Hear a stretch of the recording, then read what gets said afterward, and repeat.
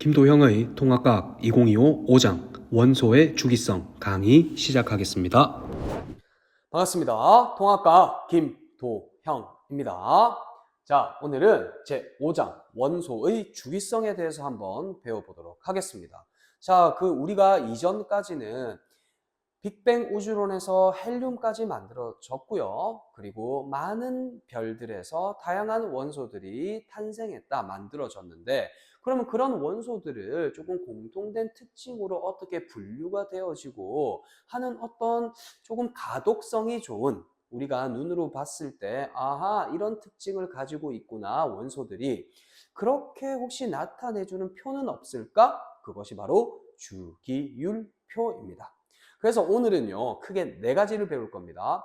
첫 번째가 바로 주기율표의 족과 주기에 대해서 배워볼 것이고요. 두 번째는요, 바로 금속 원소와 비금속 원소들로 크게 두 분류로 나눌 수 있습니다. 각각의 특징과.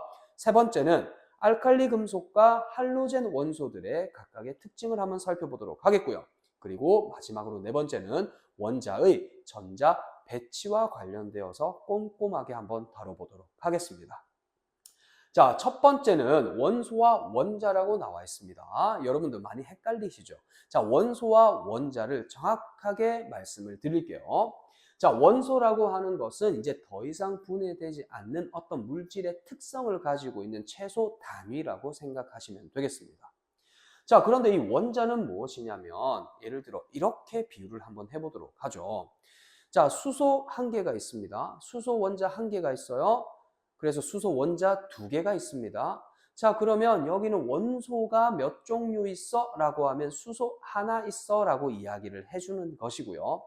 그러면 원자의 개수는 몇 개 있어? 하면 2개다 이렇게 이야기를 해줍니다. 그래서 과일로 비유를 하면 사과 3개, 배 2개, 오렌지 5개가 있을 때, 자, 과일의 종류는 몇 종류야? 라고 하면 3종류다 라고 이야기를 해주는 것처럼 그것이 바로 원소의 종류가 되겠고요. 원소가 되겠고요. 그러면 총 몇 개 있어 과일이? 하면 10개 있다 라고 하는 것이 바로 원자의 개념이라고 생각해 두시면 되겠습니다. 그래서 원소라고 하는 것은 물질을 구성하는 기본 성분으로 더 이상 분해될 수 없는 물질이라고 우리가 정의를 내리고 있습니다.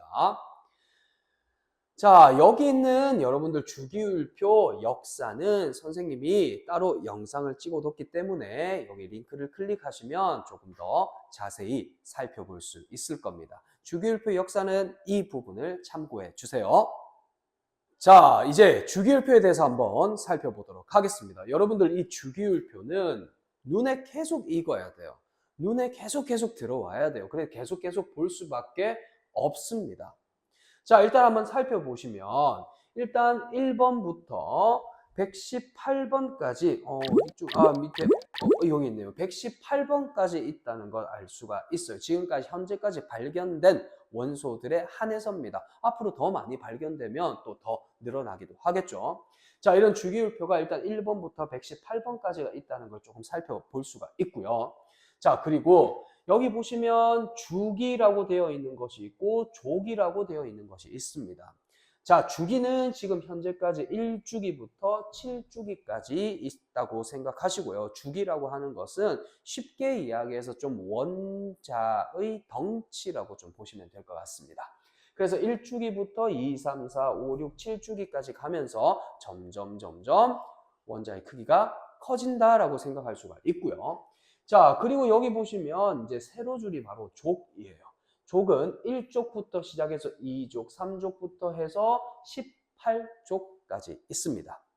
그래서 이 주기율표는 바로 가로줄은 주기, 그리고 세로줄은 족이라고 이야기해 줄 수가 있어요. 자, 그래서 이 주기율표를 이렇게 쭉 한번 보시면 1번부터 118번까지가 있는데 바로 여기 있는 색깔로 표시되어 있는 것이 바로 금속입니다. 자, 그리고 여기에 있는 아이들 오른쪽 상단 쪽에 있고요. 여기 잊지 마라. 수소도 포함을 해야 돼요. 자, 이런 쪽에 있는 애들이 바로 비금속이고요. 아, 금속과 비금속의 경계들은 애매하지 않을까요? 그렇게 이러한 것들이 바로 준금속이다라고 이야기를 해주실 수 있습니다.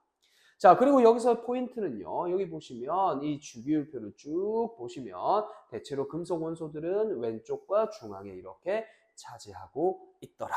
여기까지만 조금 체크하고 또 주기율표가 나올 것이기 때문에 나중에 또 한번 체크해 보도록 하겠습니다. 자, 그래서 이 주기율표는 오래전부터 내려오는 그런 많은 선조들의 과학자들의 노력에 의해서 나온 최종본이라고 생각할 수가 있고요. 이것 말고도 조금 다른 주기율표의 형태도 있긴 합니다. 자, 일단 주기라고 하는 것은 전자 껍질의 개수입니다. 선생님, 전자 껍질의 개수가 무엇인가요? 선생님이 지난번에 강의를 한번 찍어둔 적이 있는데 선생님이 3장을 찍을 때 스펙트럼 하면서 선생님이 수소 그리고 헬륨 그리면서 전자 껍질 이야기를 한 적이 있습니다. 즉 전자 껍질이라고 하는 것은 전자들이 위치할 수 있는 바로 장소라고 생각하시면 됩니다. 그래서 주기라고 하는 것은 전자 껍질의 개수를 이야기합니다. 그래서 수소와 헬륨은 1주기죠. 그렇기 때문에 전자 껍질이 1개 있다는 뜻이고요. 리튬, 베릴륨은 2주기이기 때문에 전자 껍질이 몇 개 있다? 2개 있다는 것입니다. 자, 나트륨 같은 경우는 11번인 나트륨은 3주기이기 때문에 전자 껍질이 몇 개 있다? 3개를 가지고 있다라고 이야기를 해주시면 되겠죠. 그래서 전자 껍질의 개수가 커지기 때문에 즉 주기가 커지면 덩치가 조금 커질 수가 있다는 겁니다. 자, 1주기부터 7주기까지가 있고요. 자, 그러면 족이라고 하는 것은 무엇이냐? 우리가 보시면 리튬, 나트륨, 칼륨 우리 주기율표에 보면 1쪽에 보면 2주기의 리튬, 3주기의 나트륨, 4주기의 칼륨이 존재합니다. 자, 이러한 세 개는 그런데 너무너무 성질이 비슷해요. 여기서 성질이 비슷하다는 건 물리적 성질도 비슷하고요. 화학적 성질도 비슷합니다. 그래서 산소랑도 반응을 잘하고 물이랑도 반응을 잘하고 너무너무 똑같은 성질을 가지고 있는 겁니다. 자, 이렇게 똑같은 성질을 가지고 있다라고 하는 것은 결국은 거의 비슷한 똑같은 화학 반응을 한다라고 생각하시면 되겠고요.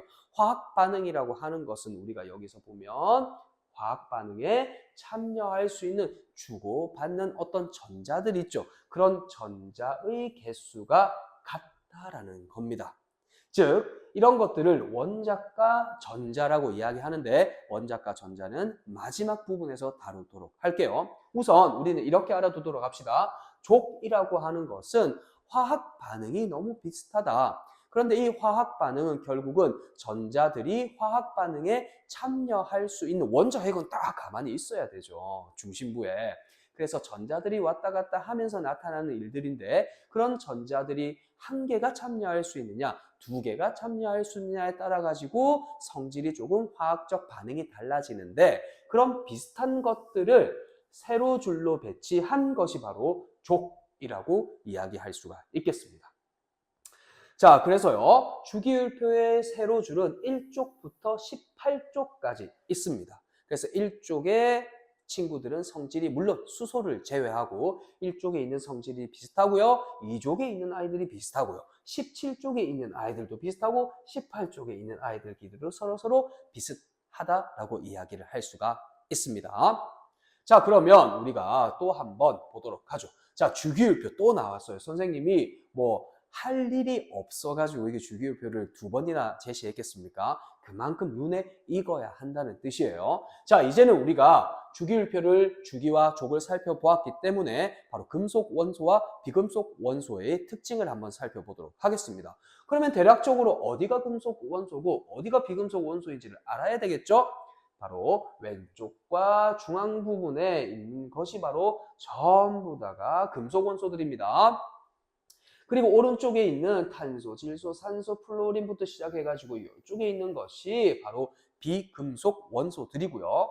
금속 원소와 비금속 원소들이 조금 비슷비슷하다. 요거는 뭐라고 불러줘야 될까요? 그건 바로 준금속이다 라고 이야기를 해줄 수가 있습니다. 자, 그런데 선생님이 하얀색은 뭔가요? 하얀색은 이 하얀색들은 아직까지 정확하게 우리가 어떠한 원소인지가 구분이 안 되는 원소들입니다. 그래서 이렇게 하얀색으로 해 놓은 것이고요. 자, 여기서 또 하나의 특징은 여기가 검은색이 바로 검은색 글자가 고체고요. 액체고요. 기체입니다. 그래서 1번부터 18번까지 이것은 실온이에요. 상온에서예요. 25도씨 상온에서 바로 거의 다 대부분이 금속 원소들이 고체 상태로 존재하지만 유일하게 액체 상태로 존재하는 것이 수은이다. 그리고 비금속 원소들은 다양한 상태들을 모두 다 가지고 있을 수가 있는데 여기가 바로 고체고요. 여기가 기체고요. 유일하게 브로민 17쪽 나중에 할로젠 원소를 하면서 또 등장하는 이 브로민은 유일하게 실온 상태에서 액체입니다. 그래서 실온 상태에서 1번부터 118번까지 유일하게 실온 상태인 것이 두 가지가 있는데요. 금속 원소의 수은과 비금속 원소의 브로민입니다. 그리고 이 17쪽은 굉장히 특이한 게 기체와 상온에서 액체와 고체를 모두 다 가지고 있는 유일한 17족입니다. 자, 그러면 금속 원소와 비금속 원소의 성질이 과연 어떤가 한번 비교해 보도록 하겠습니다. 자, 금속은 어디 있죠? 주기율표에서 여기 상단에 위치하고요. 중앙부에 비금속 원소들은 이쪽에 이렇게 있더라. 이렇게 외워두시면 되겠죠. 자, 그런데 이 금속 원소는요. 특징이 있습니다. 얘네들은 전자를 잃고 양이온이 되기가 쉽습니다. 그 비금속 원소는요, 전자를 얻고 음이온이 되기 쉬워요. 나중에 나오게 되는, 우리가 배우게 되는 옥텟 규칙이라고 있는데 그 옥텟 규칙을 만족하기 위해서 얘네들이 그러한 일들이 일어납니다. 우선 금속은 전자를 어떻게 할 수 있다? 나눠줄 수 있다. 읽기가 쉽다. 전자를 하나 잃기 때문에 원래 중성 상태였던 원자는 전자를 하나 잃기 때문에 원자핵의 양성자가 하나 더 많은 격이 되겠죠. 전자수에 비해서. 그래서 양이온이 되기 쉽다라는 것이고요. 비금속 원소들은 바로 전자를 얻어서 음이온이 되기 쉽다. 전자를 하나 얻었기 때문에 원자핵 양성자 수보다 전자수가 더 많아진 겁니다. 우리가 중성 원자, 보통 원자라고 하는 것은, 보통 원소라고 하는 것은 우리가 중성, 정기적으로 중성 상태를 이야기하는 것이에요. 그래서 원자 핵의 양성자 수와 전자 수가 같은 상태입니다. 보통의 일반적인 원자 상태라고 하는 것은. 자, 금속은 실온에서 대부분 고체지만 수은만 액체였죠. 그런데 비금속 원소들은 고액기가 다 있어요. 상온에서예요. 고액기가 다 있는데 바로 브로민만 액체 상태더라. 그리고 위쪽에 있는 것이 기체고요. 약간 아래쪽에 있는 것이 고체더라. 이렇게 암기해 두시면 되겠습니다. 자, 금속은 광택이 있죠? 백색이나 회백색 광택이 있고요. 비금속은 거의 광택이 없습니다. 열과 전기 전도성이 뛰어나고요. 얘네들은 뛰어나지 않아요.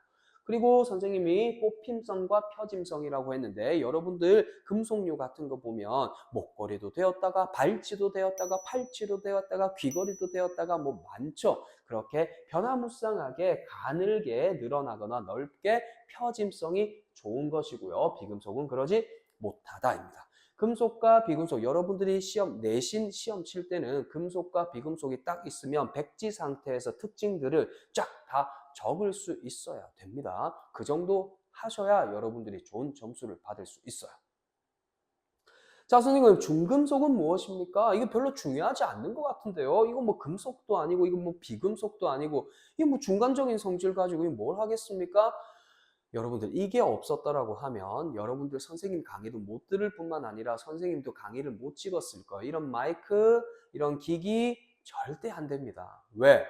바로 우리는 이 중금속 중에 이 규소라고 하는 아이를 정말 잘 이용하기 때문입니다. 여기도 있지만 바로 반도체를 만드는 주요한 원소입니다. 얘네들이. 그 중에서 이제 규소와 저마늄 같은 아이들은 이 어중간한 성질을 가지고 있으면서 엄청난 일을 해 나갑니다. 이것은 8장에서 선생님이 소개해 드리도록 하겠습니다.